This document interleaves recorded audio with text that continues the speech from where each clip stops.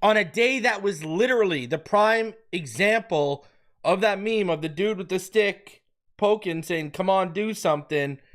The Miami Dolphins finally did something. They went out and they added quarterback 2, and that is Zach Wilson. We are going to talk about that in depth. Also, have the Miami Dolphins spent most of the day swinging and so far missing on trying to sign Dre Greenlaw? We will talk about that as well. Smash the like button. Subscribe if you're new. And as always, let's get into this one.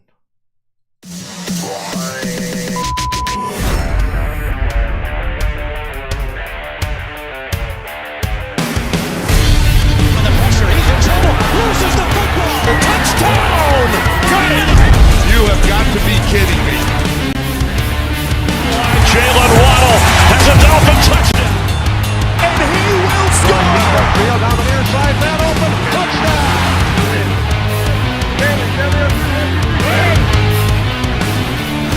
The run from Tua Tagovailoa. Touchdown!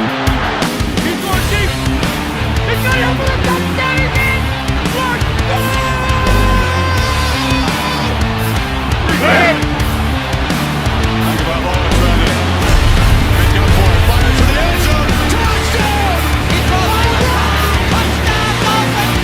Beautiful day to be a Dolphin fan.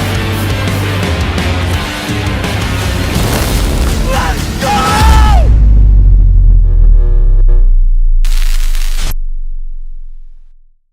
What is good, Fin Nation? What's good?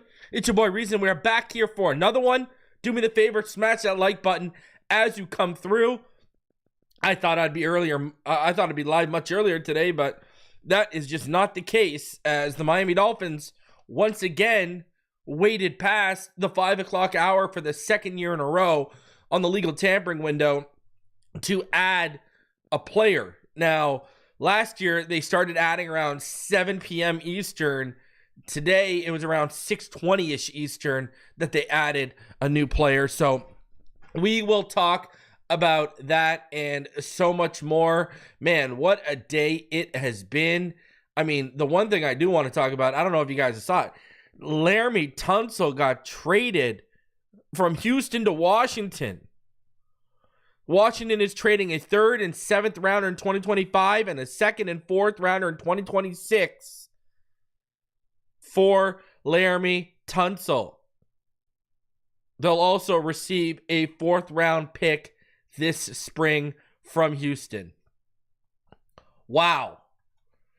Who would have thought Miami Tunsil would be traded twice in his career? Now, the word on the street is that they wanted to make a change in leadership, and that was one of the moves they decided to make, to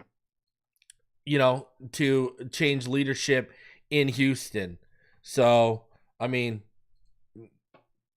hey, it's a risky move. This isn't a great class for tackles, and you're not picking till you're in the 20s.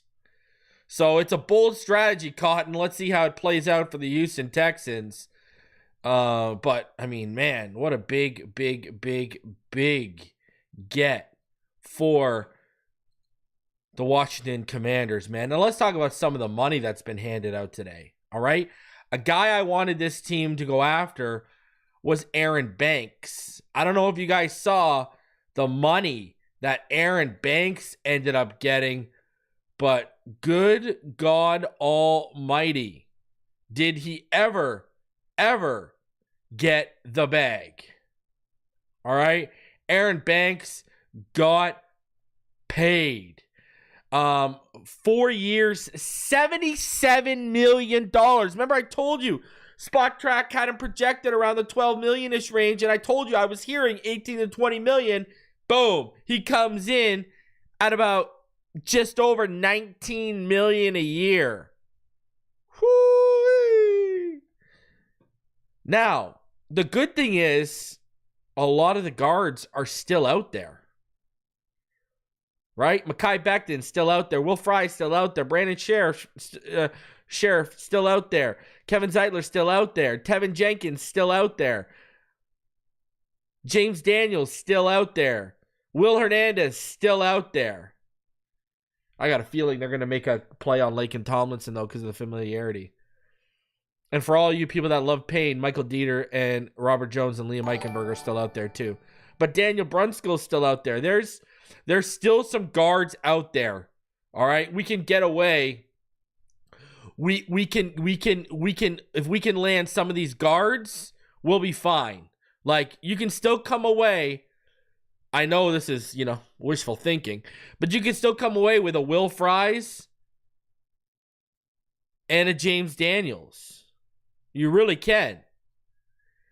Right? Now, will they? I don't think so. But the possibilities are out there. So, you can come away with one of those two guys and then add Will Hernandez. Now, I think a James Daniels makes more sense than a Will Fries in terms of money. That's why. Money is going to be what the factor is on that. But I could see them very well, or hey, you can spend a little bread and you get Tevin Jenkins to be your right guard. You can also play right tackle for you if you need him to kick out. So, I think if they get two, it's going to be cheap. So I think it's going to be like a Will Hernandez, I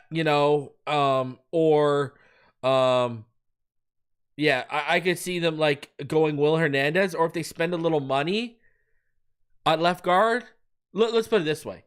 If they spend some money at like some decent money at right guard on a James Daniels or a Will Fries, I could see them going cheap at left guard. If they spend a little money at left guard, let's say they sign a Mekhi Becton, I could see them trying to go cheap at right guard with like a Kevin Zeitler, even though he's a little long in the tooth, but they could probably get him for cheap. I could see them doing that. I could see them putting some money in one and putting some money. And my idea, ladies and gentlemen, it was feasible. If you didn't see today, I've been preaching. I've been preaching what to do with this safety room. Am I not? I've said, hey, listen, yes, do I want Morig? Sure. But I knew he was going to get the bag. Do I want Bynum? Sure, but he's going to get the bag. Morig got 3 years, $51 million. Right? Which is $17 million a year. Bynum got 4 years, $60 million, which is about $15 million a year. My boy Hufanga went to the Broncos, 3 years, $45 million, about $15 million a year. Jeremy Chin comes in, 2 years, $16 million. So, like I said, that's $8 million a year. You probably got him and Jeremy. You could have probably got Jeremy Chin and Justin Simmons for the cost of Bynum or Hufanga or Morig. Point still stands. And there's still some names out there. Now we're going to talk about a name that they've been interested in today, that they've showed some interest in. We'll talk about that in a little bit here. But there's still names out there. Jason Pinnock's still out there. Von Bell, Andre Sisco, a guy I really like, still out there. Julian Blackman, who a lot of people like. Justin Simmons still out there. Justin Reed and Javon Holland are still out there, but I expect that to be too expensive. So the safety market, we're still rolling. We're still rolling. We still got. Now, what did have movement today was the defensive tackle market. I mean, Milton Williams got 4 years, $104 million from the Patriots. He got big money. Big money. Javon Kinlaw went to the Commanders to replace Jonathan Allen, 3 years, $45 million. So he got decent money there too. Odig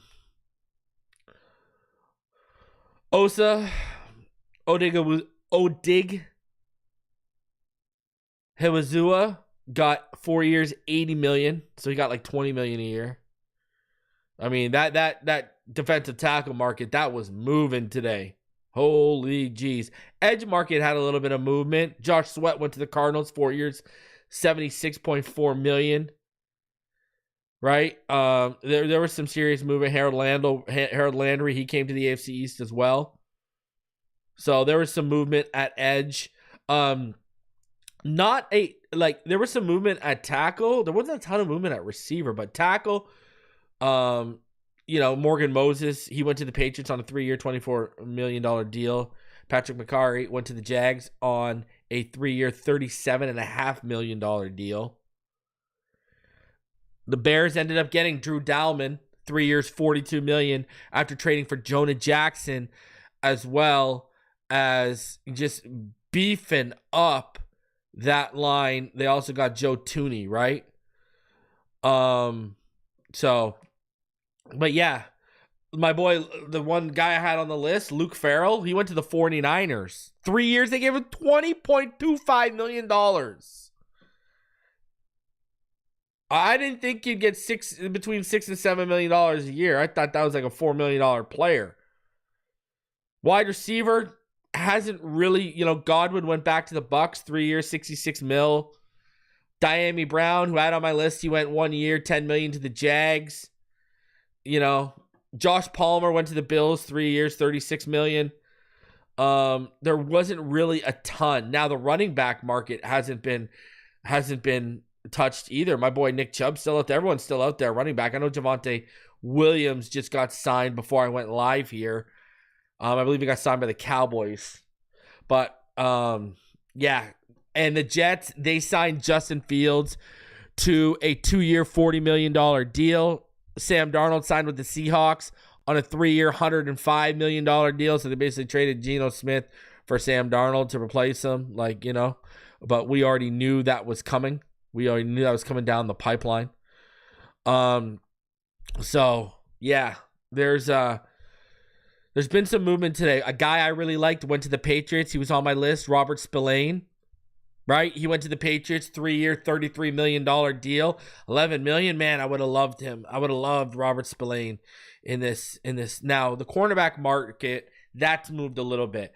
Carlton Davis, 3-year, $54 million deal with the Patriots as well to pair him with Gonzalez.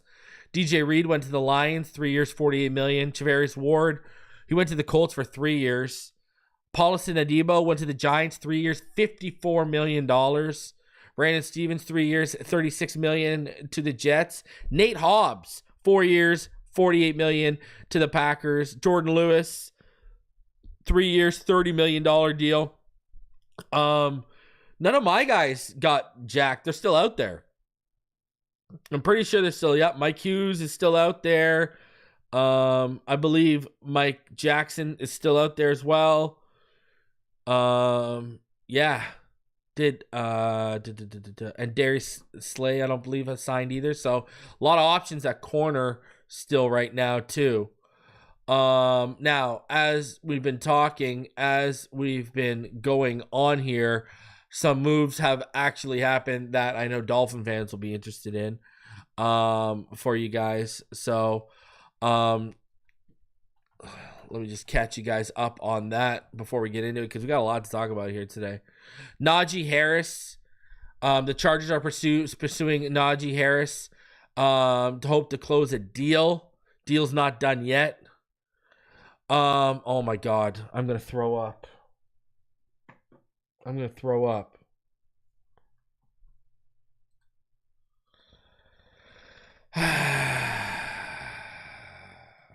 to absolutely throw up. I just saw something that we got to talk about for. I got stuff I want to get through here, and I got to do it in a certain order here. So, man, that makes me throw up. So yeah, a lot of man.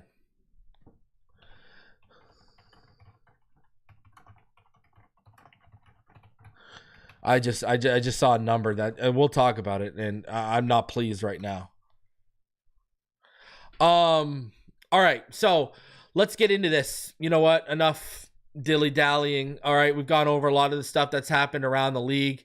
I want to get into some of the Dolphin stuff here. We got a lot to talk about regarding the Miami Dolphins and what happened today. So let's start off. Let's go. Hey, you know how we always do over here, right? Let's go. Let's go over. We usually go in chronological order, but let's go over. Yeah, we will go in chronological order today, all right, of the moves that happened, and there's something in between I want to talk about. So today started off with the Miami Dolphins, and the first thing that they did today was they re-signed Matt Dickerson, practice squad player, send in the brigade. Thank God we didn't miss out on this, but they took care of one of their own, one of the cheap situations. Matt Dickerson, defensive tackle from the practice squad. He is back. So, hey, I'm really bothered by something I just saw that we're going to get into next year. I just, listen, okay. It's a roster move. That's all it is to it. That's it. Matt Dickerson back, defensive tackle, practice squad player. He's hoping he can crack the rotation. We got to let free agency and a deep defensive tackle draft play out before we even look at him beyond anything as a practice squad player. Okay? Now, let's get into this. I got to get into this. We're going to hold off on the quarterback signing for a second. We're going to go on to this because I'm pissed actually kind of right now. I'm not lying to you because I just saw the freaking number. So, listen, everyone's known. Who are the two defensive players I really wanted for the Miami Dolphins? Jonathan Allen, is visiting with the Minnesota Vikings. Okay, so Jonathan Allen is visiting with the Minnesota Vikings, all right? And so, the other player that I really wanted for this team was who? It was Dre Greenlaw for this team, all right? And it started off this morning. I was like, okay, here we go. We're trending right way. Omar Kelly tweeted out at about 12:20 that the Miami Dolphins are bidding for 49ers inside linebacker Dre Greenlaw, which means the price will rise. Okay? So you got me doing the Birdman hand rub. I'm like, okay, here we go. Let's go. Here we go, baby. You're going to get my God. You're going to go get my guy, right? Then 3 minutes later, Barry Jackson. As we noted earlier, Dolphins are interested in 49ers. Dre Greenlaw at the moment, their financial vision isn't what Greenlaw is seeking, but it's all fluid. Dotson remains of interest to Miami, but they're poking around. So I see that. I'm like, okay, man, I wanted to get this guy for around 12-ish million a year, 10 to 12 million a year. That ain't going to happen. This guy must be asking for like 15-ish million dollars. That's what I'm thinking when I see this. I'm like, okay, all right. Well, he's probably asking for like 15 million. And that's what's happening right now. And, here we go. So 2 hours later now. 2 hours later. Again, Barry Jackson. Fins really like Greenlaw. As someone involved reiterated. But plenty of competition. And Fins have many other needs. Okay? So here we go. So I'm like, oh, okay. All right. Well, it's 2 hours later. They're still interested. That means they're still in negotiations. Then about 40, 50 minutes later, this comes out from Josina Anderson. I'm told that teams showing preliminary interest in Dre Greenlaw include the Broncos, the Titans, the Texans, and the Cowboys, per league source. So all of a sudden, we're not on this list. So I check in with my people, and I keep hearing the same thing. Yup, they're in on it. It's just the financials, blah, blah, blah, blah, blah. And I'm like, okay. So they're still in on it. We got a chance. Here we go. Well, here we go. Breaking news just after I went live, after I hit the live button. The Broncos are expected to sign Dre Greenlaw, giving him a 3-year deal worth $35 million. That's not even $12 million a year. What were we trying to do? Come in at like 8 or 9?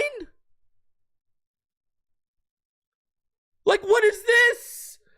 I thought I was going to get 3 years. I thought we were going to see 3 years, $45 million. You're telling me you couldn't come up to this? for 3 years, $35 million. You would have had arguably the most formidable linebacker duo in the NFL. In the NFL. Watch that Broncos defense cook this year. They added Hufanga and they added Greenlaw. Watch them cook. Watch them cook. Bro. Jonathan Allen is visiting in Minnesota. You haven't brought back Dotson. Your only options right now are what? Channing Tindall?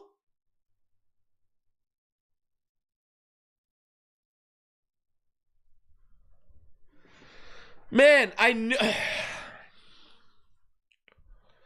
Man, it misses me with the doesn't want to come to Miami. Everyone wants to come to Miami more than Denver. Let's be honest here. Come on, man. So I'm sitting here watching this. And here's the thing. Let's be honest here. Let's call a spade. It goes deeper than that. What does this also tell you? They spent most of their day focused on Dre Greenlaw. I'm getting updates for 3 hours from Barry Jackson. Clearly they're in on it.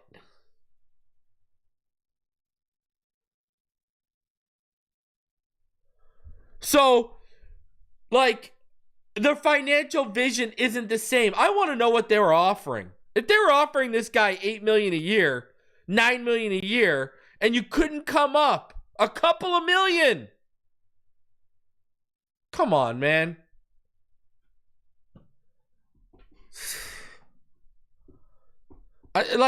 Come on, bro. He's better. Listen, I get it.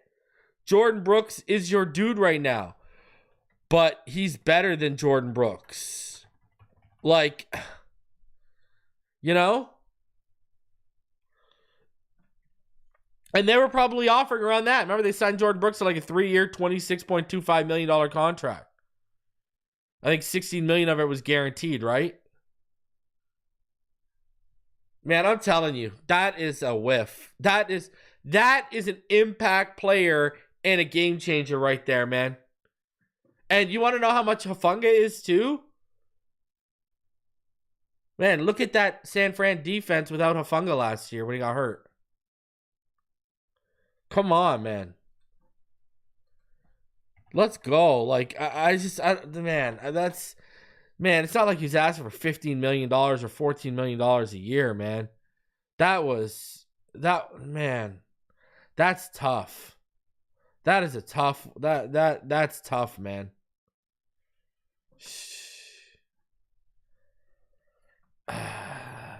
No, I wouldn't be complaining. He played 30 games before he got hurt this year. In 2022 and 2023, he played 30 games over those two.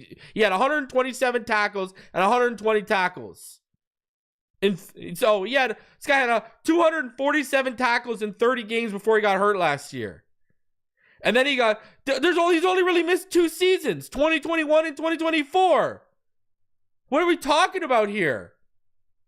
Stop acting like this is, Teron Armstead or Jalen Phillips. This is not. He has only missed significant time in 2021 and 2024. That's it. That is it.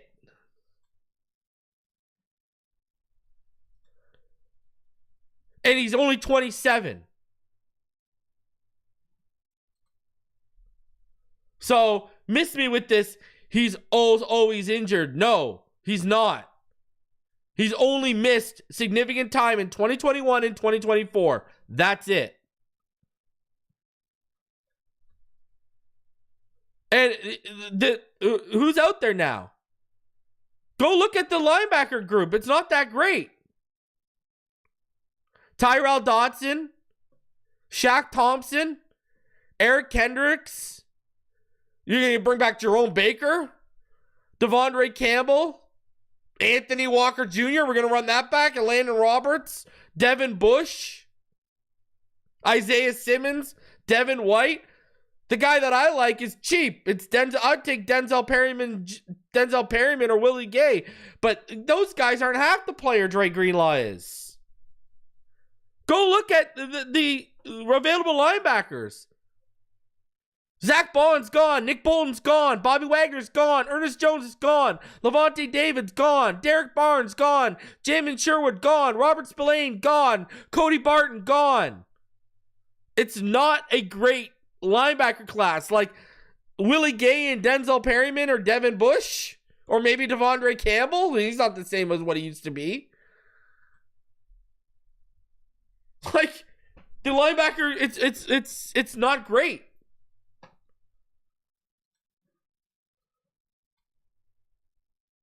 They're going to end up having to bring back Tyrel Dodson. That's what their pivot's going to be. That's exactly what their pivot's going to be. Tyrel Dodson is coming back.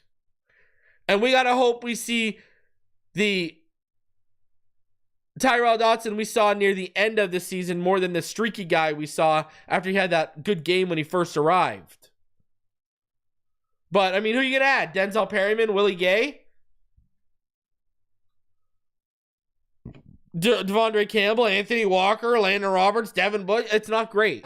So, yeah. Yeah.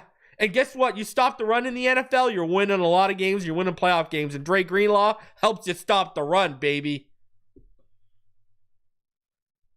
Dodson is okay. Dodson is a linebacker 3. He's a fringe 2-3 guy. Dodson is not a number 1, and Dodson is not a clear away number 2. He's a fringe 2-3 guy. That's what Dodson is. In a perfect world, Dodson's your LB3. That in a perfect world. So, I don't know, man. You know, Dodson is a linebacker 2, linebacker 3. He's not a solid 2. I would want him replacing Duke Riley. I wouldn't want him replacing and being our far and away number 2.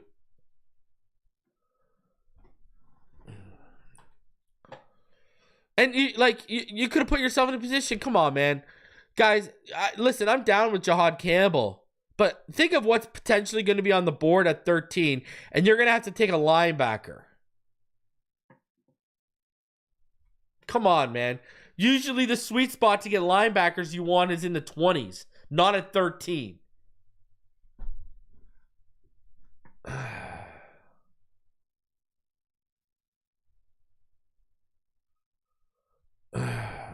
And Dre Greenlaw is healthy. If you've been following along with 49ers insiders, Dre Greenlaw is healthy and ready to go. And when that guy's balling out this year in Denver, I don't want to hear I don't want to hear anything from those people that are detracting from Greenlaw right now. That is a difference maker. That is one of the best defenders that was on the market. And you would have had the best linebacking combo, and you bring in Dodson as linebacker 3. My Lord. Now you're cooking with fish grease, man. And man, I don't know. I guess we'll get into it when we get into the quarterback thing a little bit more, but what the hell did we open up all this money for if you're not going to spend it? Greer is at Big Lots trying to catch them deals. Since there's better O-line depth in free agency in the draft, would you consider signing 1 or 2 O-line free agents, O-line in the second draft? I don't want to draft Jahad Campbell at 3rd. And by the way, it's J.I. I would, I'm fine with Jahad. That would be one of those picks at 13 where I'm like, okay, I'm fine with it. I get it. But I'm going to look at that board and see other talent sitting there that I would have rather pivoted towards. Would it be sad to say I would send Reek and a 4th to Seattle for DK? Probably, because DK Metcalf got traded yesterday. He got traded from Seattle to Pittsburgh.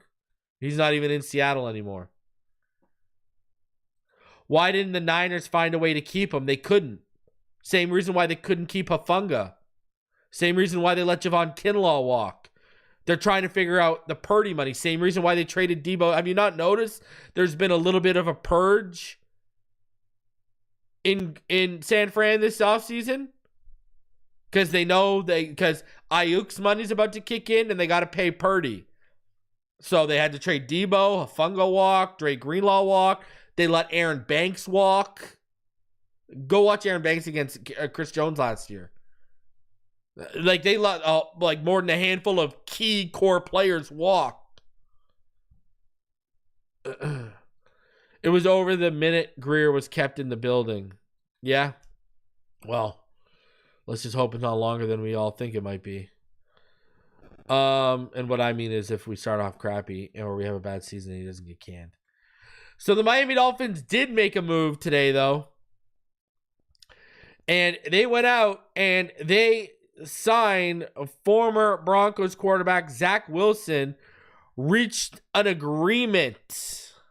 And I'm about to go in on this because I think this is awful. I'm going to tell you this is shit, bro. This is trash. Former Broncos quarterback Zach Wilson reached an agreement on a 1-year, $6 million fully guaranteed deal that could grow to $10 million with the Miami Dolphins. I want you, listen, I'm about to stare at you. I want you to, all viewers right now, I want you to look at the screen. I want you to stare, all right, right through the doors to my soul. Stare right in the eyes right now, okay? You had to fully guarantee $6 million to Zach Wilson? Are you crazy? Joshua Dobbs got $4 million a year. What are we paying for here? Or another reclamation? Bro, why do we keep taking all the Jets send-offs? Someone explain this to me. This is what you cleared money? This was your idea? This was your grand scheme? Bro, are you crazy? This guy could get beat out. You could draft Kyle McCord on day 3, and he's going to beat this jabroni out for quarterback 2. What are we saying here, bro? Zach Wilson is trash. And I don't use that word lightly, but he is not good. Like, let's ask yourself this. Did we get better? Did we get better? Did we get better at backup quarterback? Is this guy going to win more games than Tyler Huntley? Is this guy going to win more games than Skylar Thompson? Is this guy going to win more games than anyone you want to name? Jacoby Brissett, Teddy Bridgewater, whoever? Come on, bro. You didn't even bring in a winner. You brought in a loser. You brought in a loser to back up an oft-injured quarterback. Are you crazy? You brought in the epitome of a loser who the only good thing about him in his NFL career is his mother's a bit of a smoke show, but she's a couple screws loose up here anyways. Are you crazy? This is your answer at backup quarterback? Bro, if this doesn't tell you that Chris Greer thinks he's safe from beyond this year, I don't know what else to tell you. I'm going to have an update coming to the Patreon. You're going to hear some things you're not going to like, especially regarding this guy and McDaniel. Bro, this is bad, eh? Like, this is bad.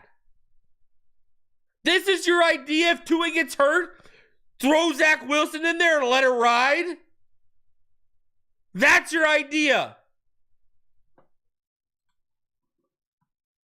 Jimmy Garoppolo got a 1-year, $4 million deal. Joshua Dobbs got a 2-year, $8 million deal. You, think about this. You paid Jared Stidham's the highest backup in the NFL, 2 years, $12 million.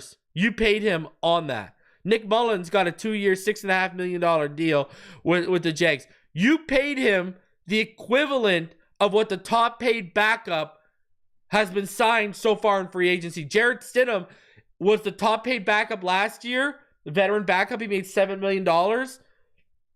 Now,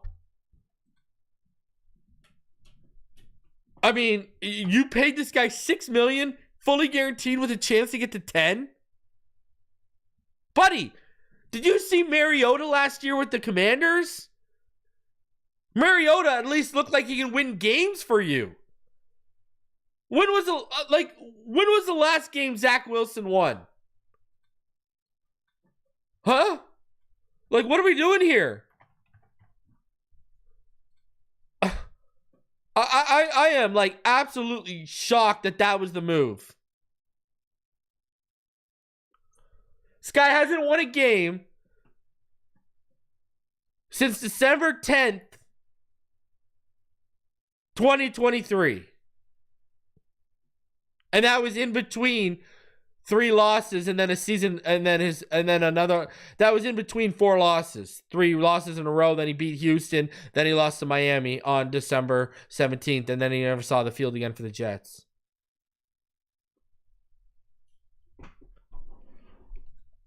Man, I don't see what this is, man. I don't get the money. How are you paying $6 million guaranteed with a ceiling and accelerators that can get this guy to $10 million a year? Listen, I liked Zach Wilson coming out of college. He needed to be coached up. You could tell he was more comfortable out of structure than in structure. It was clear he needed good coaching. But, ladies and gentlemen, we are now going into his 5th year. He's bounced around the league. He's had bad coaching his whole career up until maybe Denver last year. And you decided to give this guy $6 million fully guaranteed with escalators that can get it to $10 million. What has he proven to earn that money?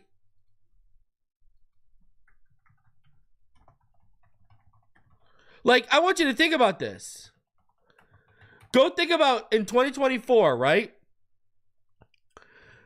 Go look at the highest paid backups in 2024. Go look. All right? The highest paid backups in 2024, Jacoby Brissett was actually brought in to start and then they handed over to Drake May, so he technically wasn't a backup, but $8 million. Gardner Minshew was brought in to start for the Raiders last year, $8 million. Jarrett Stidham, like I said, $7 million last year. Now he just signed a $6 million deal. Jarrett Stidham was the highest paid backup last year at $7 million. Like I said earlier, Gardner Minshew and Jacoby Brissett got $8 million a year, but they were brought in to start. Jarrett Stidham was the highest paid backup. You've now given this guy highest paid backup in the league money. Think about this for a sec. What has Zach Wilson done to deserve to be one of the highest paid backups in the NFL with escalators that can take him to $10 million? That is craziness. That is nuts. In what world? 1017 man says Greer is trying to go ass cheeks for Archie right now. Well, you're not getting Arch next year. Arch isn't coming out till the year after. The Mannings have said that Arch is staying in college. Him and Nico Iamaleava aren't expected to come out next year. They're going to come out the year after. Next year's going to be like Garrett Nussmeier and Drew Aller and that class.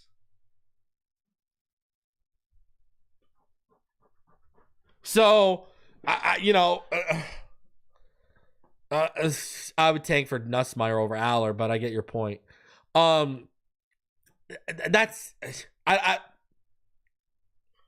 We can talk about the player and how I don't like the player until the freaking cows come home. But the fact of the matter is, let's start with the contract and the money. We don't even have to get to the player to say this is a bad deal. You don't even have to get to the player to say this is a bad deal. Just start at the contract. 1 year, $6 million guaranteed with a chance of $10 million. I mean, what twilight zone am I living in right now that Zach Wilson, who has done nothing over the last year and a half, is now one of the highest paid backups in the NFL?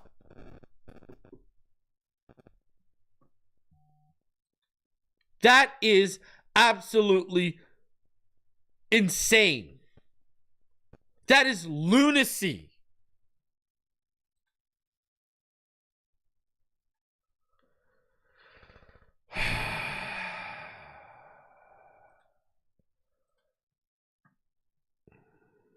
Absolute lunacy. I mean, I want you to think about this. We added a guy that can you really have faith that he's going to win games? Do you really have faith that this guy's going to come in if Tua goes down? He's gonna, buddy, check this one out.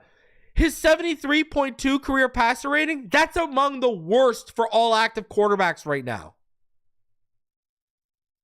Sure, he's mobile. Sure, he's got a cannon, but what good is that?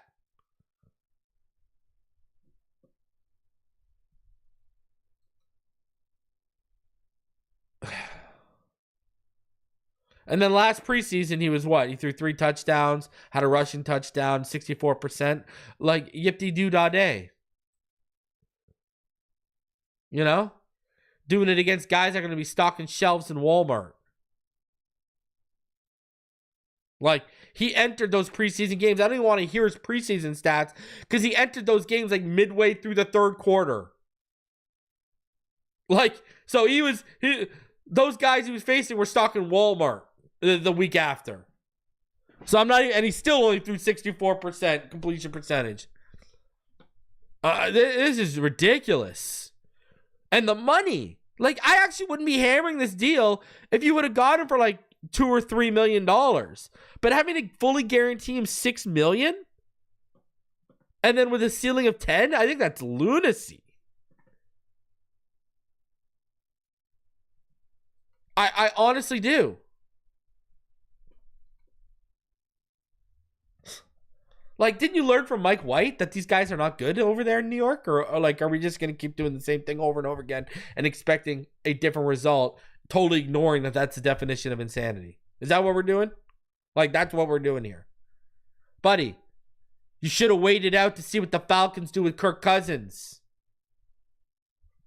And if you wanted to make a move right away, go get Mariota. Mariota, go look at his games last year for Washington. He actually looked good. And he actually won games last year.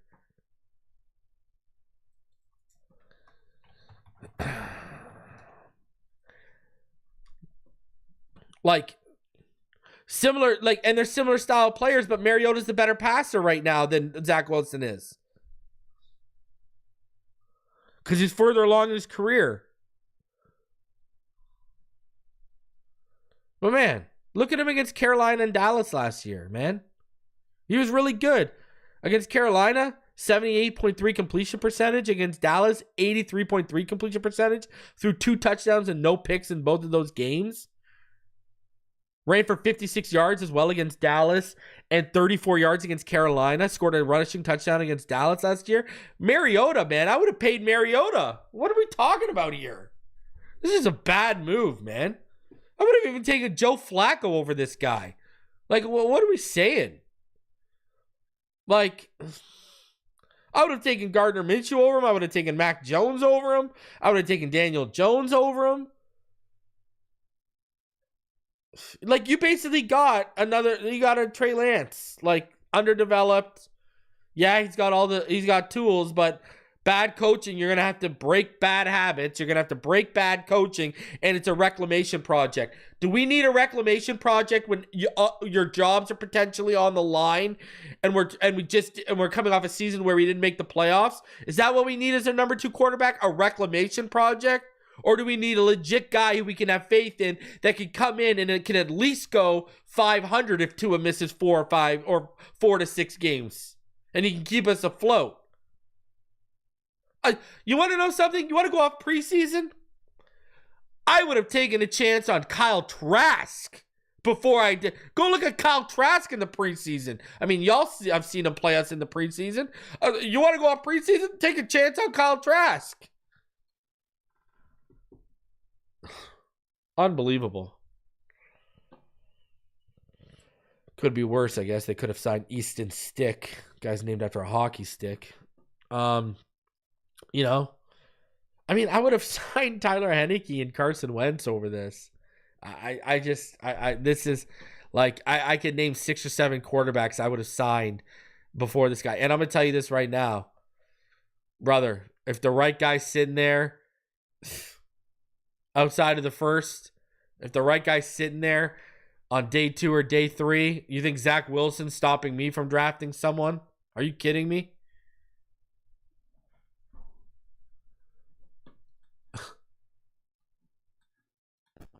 Are you kidding me? Absolutely. Just absolute, like, ugh. So let's go through Barry Jackson and his update for today, because there's some information in here, some players we've been pursuing and talking to. So here is their live update article from today. We'll start at exactly Curtis Rourke. Curtis Rourke will beat out this guy. 950. The Dolphins know they must add an established defensive tackle, and 2 more quality veterans just became available. Grady Jarrett and Malik Collins. Grady Jarrett's gone. Besides the obvious needs that will be addressed in the couple of days, guard, defensive line, cornerbacks, backup quarterback, Miami also has inside linebacker very much on its mind. A source confirmed a Dolphins talk report that San Francisco free agent Dre Greenlaw is somewhat of interest to Miami, but his market is expected to exceed what Miami is willing or able to pay. The Dolphins also remain interested in re-signing Terrell Dodson if the sides can agree on the terms, but they're exploring the market in case they don't strike a deal. Except for Jordan Brooks and seldom used Channing Tindall, all of Miami's other inside linebackers are free agents. Dodson, Anthony Walker, and Duke Riley. I swear to God, if they bring these 3 back and run it back, idiots. I've been poking around on free agent guards, and 2 of the top handful available aren't expecting Miami to be in the mix for them. It's a pricey market for the high-end guys. Aaron Banks, a player linked to Miami because of his background, could command $18 to $20 million a year per Albert Breer, which he did. Meanwhile, Tampa Bay on Monday re-signed guard Ben Brenson, and Arizona re-signed Evan Brown, removing 2 of the top free agent guards from the market. The Dolphins need a high-impact defensive tackle to accompany Zach Sealer, even more so if Calais Campbell doesn't return. Former Commanders Pro Bowler Jonathan Allen is perhaps the most accomplished veteran available, but he has emerged as a top candidate for the Vikings. He's visiting Minnesota on Monday and has a good amount of interest per Adam Schefter. Another one of the top defensive tackles, B.J. Hill, he went back to the Bengals, and D.J. Jones stayed with Denver. That Denver defense upgraded. As expected, it looks like the Dolphins will move on from Braxton Berrios and forward with Malik Washington as a primary returner. Berrios, who began last season on Miami's returner before an injury, has received interest from multiple teams and is signing with Houston.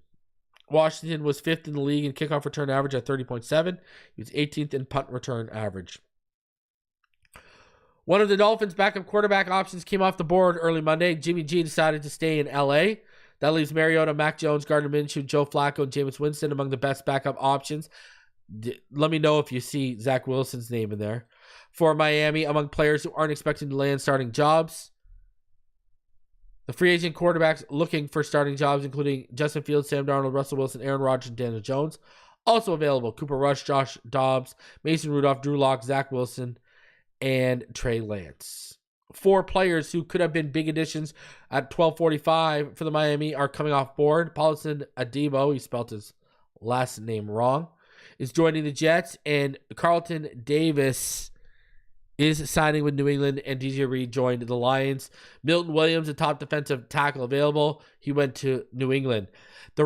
Check this out. The reps of 3 of the top UFAs and at Dolphins needs a position said Fins seem like they want to be restrained as opposed to mega contracts, at least with their guys. They would need to clear out a lot more than their current $25 million cap space to add particularly pricey guys at their 5 to 7 need areas.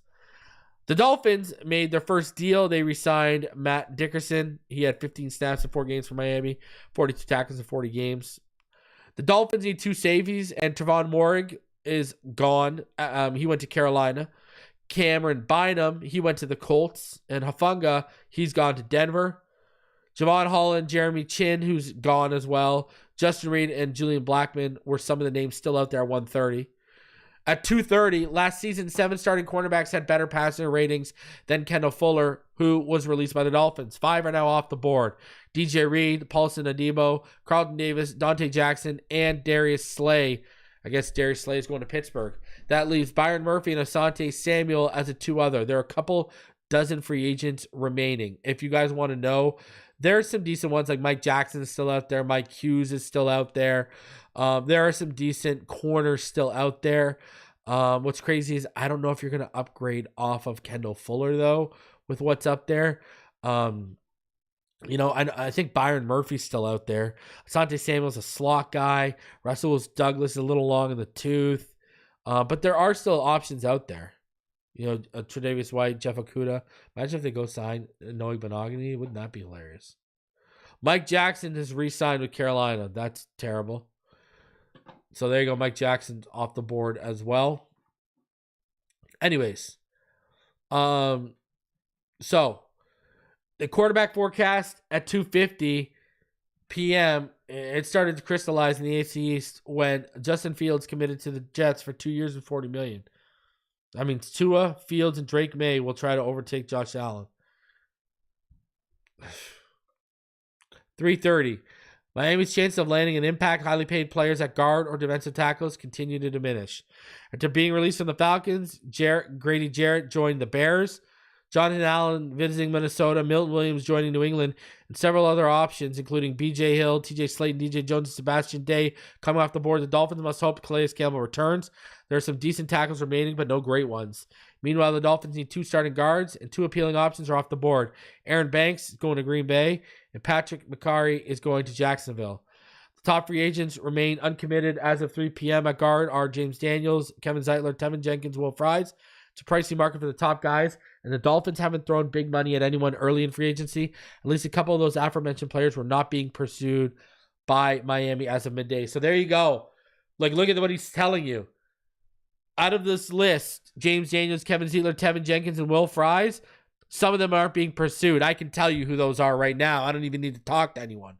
I can guarantee you they aren't pursuing Will Fries or Tevin Jenkins because of their cost. I bet you they're legitimately looking at James Daniels or Kevin Zeitler because Zeitler's going to have a cheap market because of his age. 4 o'clock, 4 of the top 10 free agent safeties are now off the board. Jeremy Chin, Trevon Moehrig, Cam Bynum, and Talona Halafunga all would have been good starters for Miami, which needs 2 starters. Among the top safeties who remained available as of 4 p.m., Javon Holland, Justin Reed, Justin Simmons, who I'd be all over, and Julian Blackmon, who would move up my board, and I'd be calling Julian Blackmon too. Javarius Ward came off the board around 5 p.m. with his 3-year deal with the Colts. Byron Murphy and the Chargers' Asante Samuel are the top remaining cornerbacks. But like I said, Asante Samuel's more of a slot guy, and I think Byron Murphy's projected to get in the 20s. So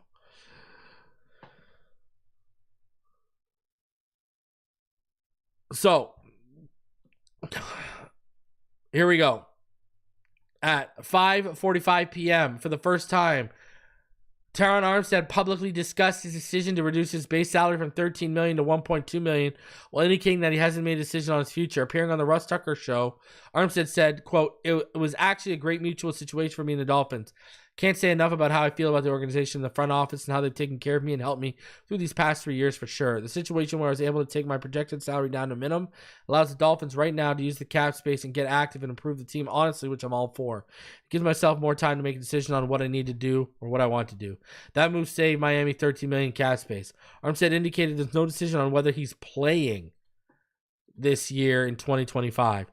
Ultimately, if I decide, hey, I'm coming back, let's do this thing again in Miami, we can have another conversation about the actual contract I'll be playing on, but we're not there yet.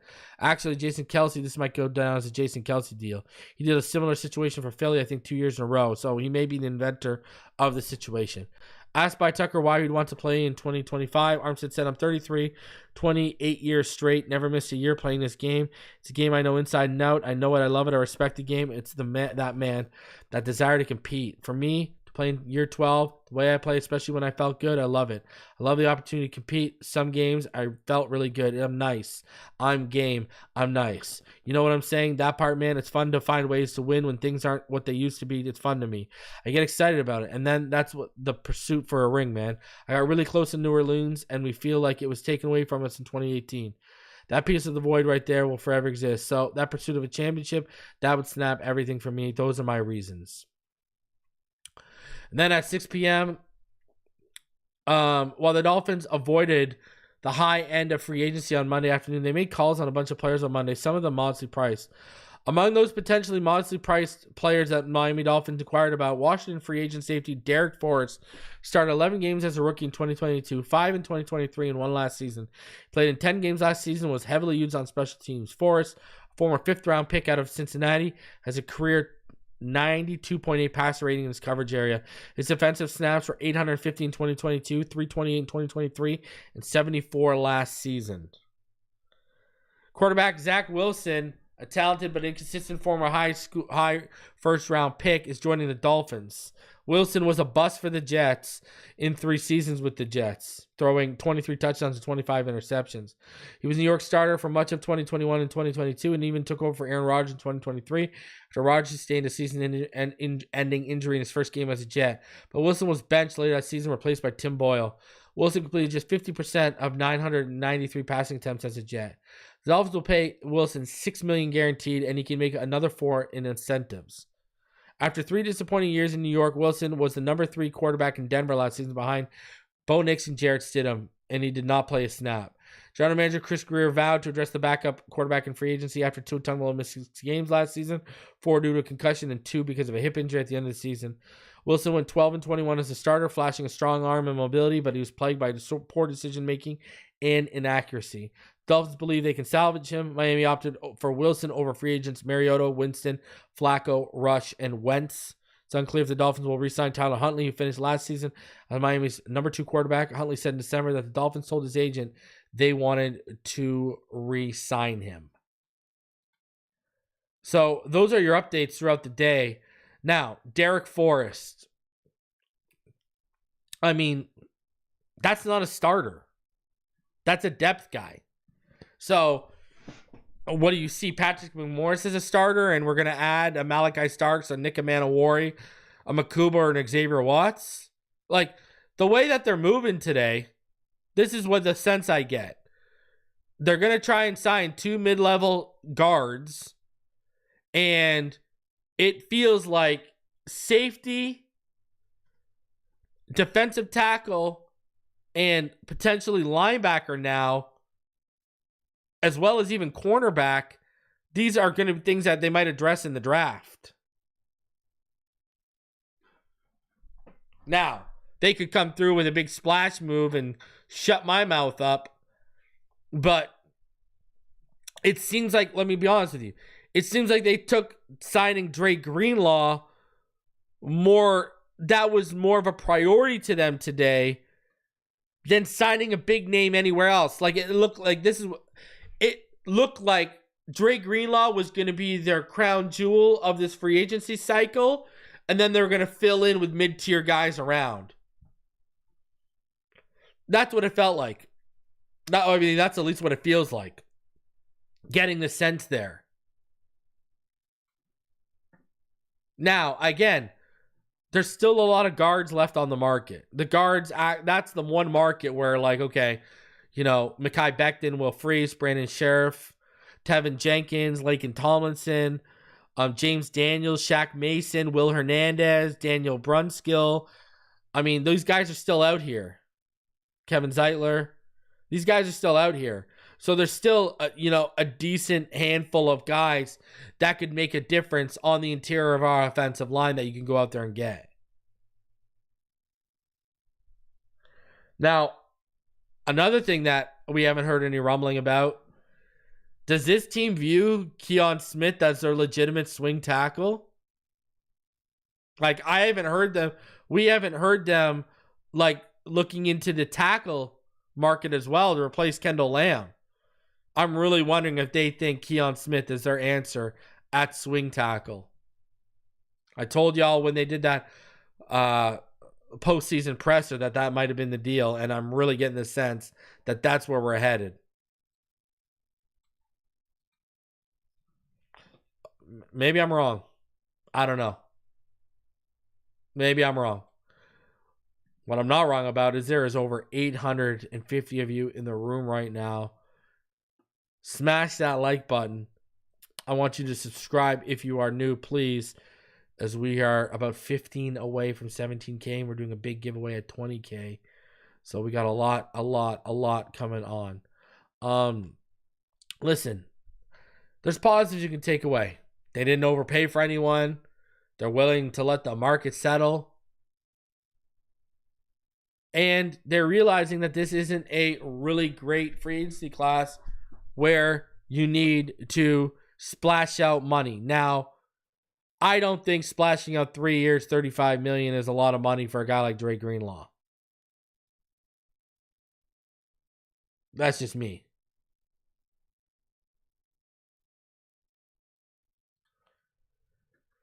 Now, Albert Breer, he tweeted out about Zach Wilson. Based on what people in Denver were saying about Wilson after this season, I would not dismiss the signing. So we'll see. But I'm telling you right now, he better be good, because it's not just that we've seen that he's a bust. It's that you just gave him top backup quarterback money. Jarrett Stidham is technically the top paid quarterback right now. Top paid veteran backup quarterback right now. And he signed a 2-year, $12 million deal, $6 million a year. You gave $6 million guaranteed to Zach Wilson with incentives that could get it to $10 million. Guys, if anything breaks, I will be back. If not, expect me tomorrow, day 2. Hopefully we get a lot more movement. Jeez. But do me the favor, smash that like button. Subscribe if you're new. Over 850 of you in the room. I appreciate all of y'all for coming through. And hey, day 1 of the league tampering window is closed, and we'll see what tomorrow brings. Fins up all day, every day. We'll see you on the next one.